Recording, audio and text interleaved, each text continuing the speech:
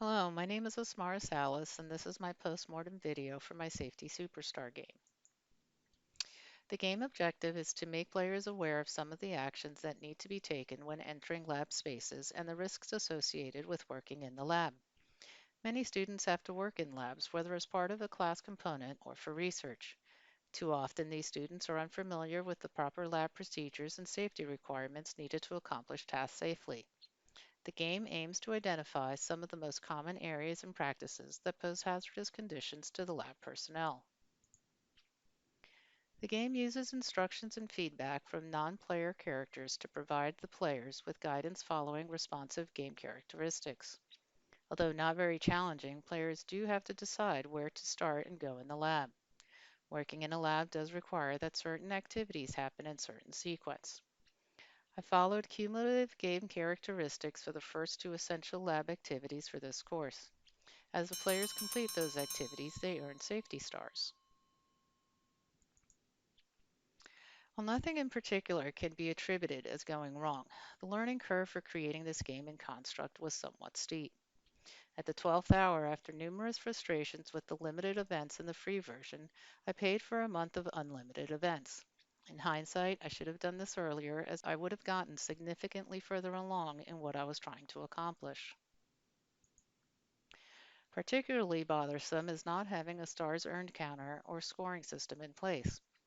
Although initially I wasn't sure I would have that, after I was able to have the stars appear as the players completed their tasks, it seemed like the next logical step. The game closely follows the original story format that was created.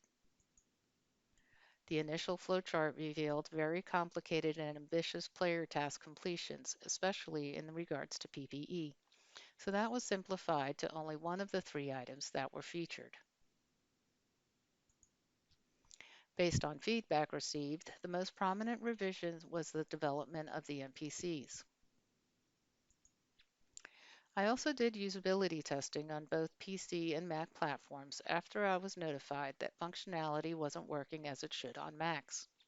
The game does appear to load and run smoother on a PC platform. On my Mac, Firefox worked well, but it could also be that Chrome's excessive RAM requirements was a contributor. Refreshing the screen in Chrome helps. Overall, I am satisfied with the game levels that were completed. The feedback that the NPCs provide is relevant and hopefully both educational and maintains a conversational tone. I tried to focus on providing NPC feedback on what was able to be completed done in the current state of the game.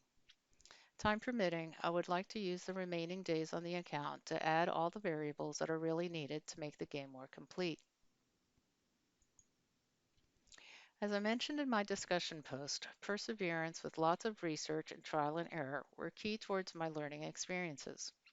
Additionally, I am much more receptive to gamification techniques in education and knowledgeable as to how and why good games can be effective learning opportunities.